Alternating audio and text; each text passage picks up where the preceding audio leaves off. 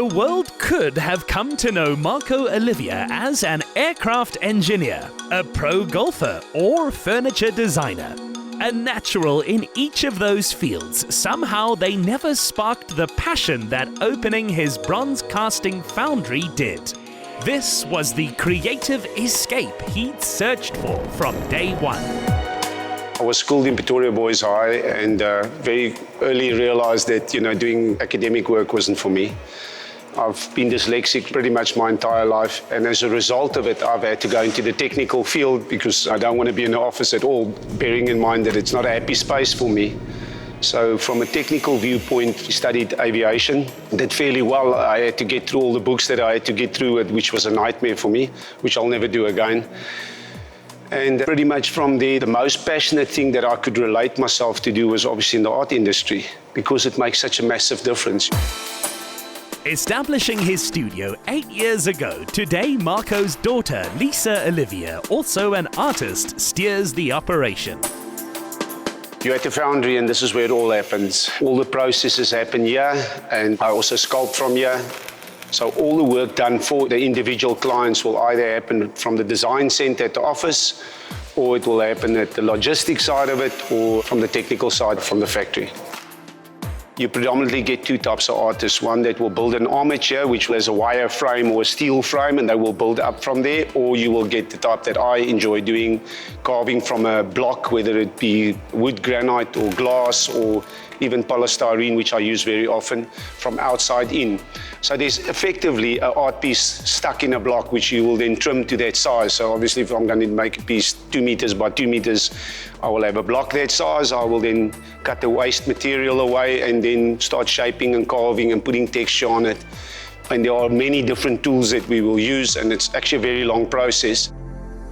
After we've made the master, we will make a mold of it, which then captures the detail. After that, we will put a fiberglass jacket over it to bring rigidity to the actual mold. Then the art piece will be removed from the mold and it will have flanges all around. And after that, it will get bolted together. We then now have a choice to make a resin copy, or we will go the wax option that will then be dipped in ceramics, and which is then effectively the lost wax process. Bronze is timeless, it's forever. So if I, as an artist, had the option to work in bronze all the time, I would. But it's a costly exercise, and I think it's becoming a scarce commodity for the future, so bronze's prices will escalate quite heavily in the future. But I mean, if you look at a resin piece and a bronze piece, you literally wouldn't even know the difference. It's physically only when you touch the item that you'll actually see what it's made of. Into these forms goes so much of the technical precision engineering he trained in, and yet the effect is overwhelmingly an emotional one. Most of the art I do can reach out to all different types of people, and it makes them feel good. Generally, when somebody walks past my art, it gives them a happy feeling. I'm very happy to say that the demand is good. We have a very good strike rate with clients because we go the full measure.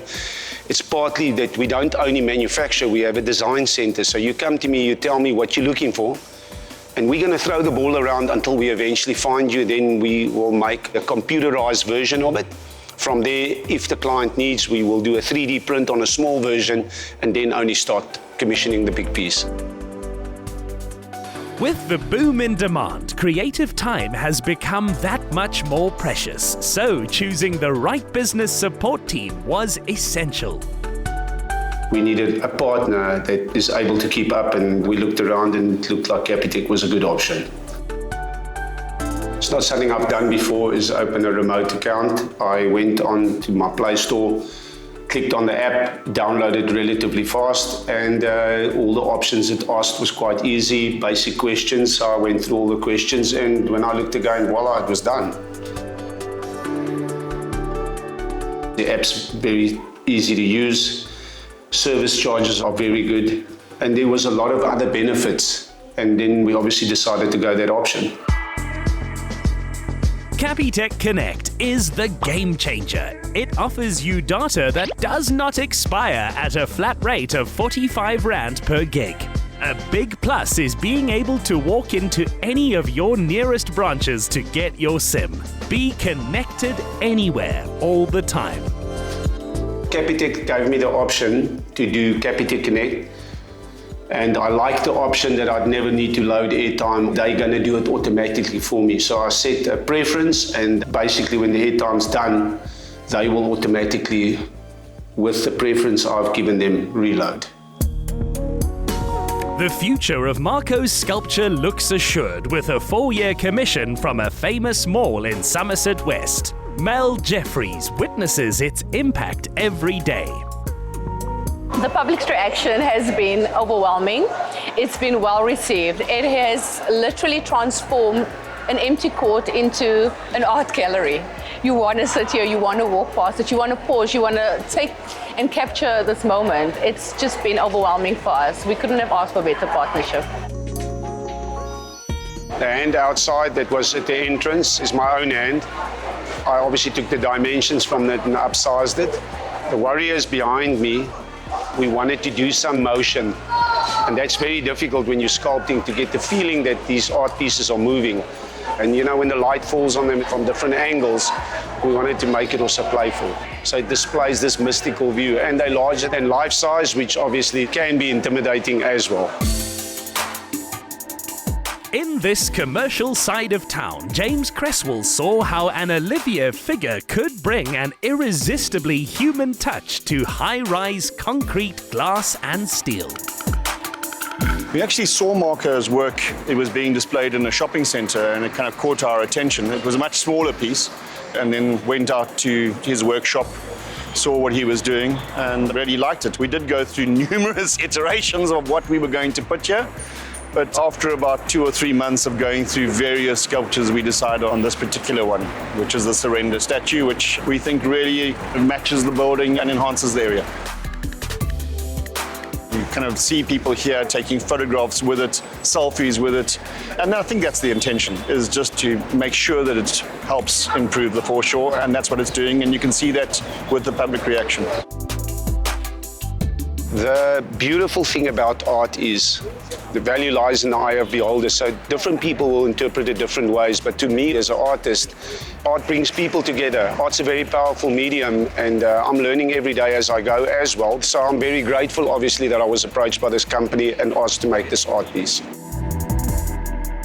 Marco Olivier followed his passion through fields he could have made a living from, but in which he would not have been fulfilled.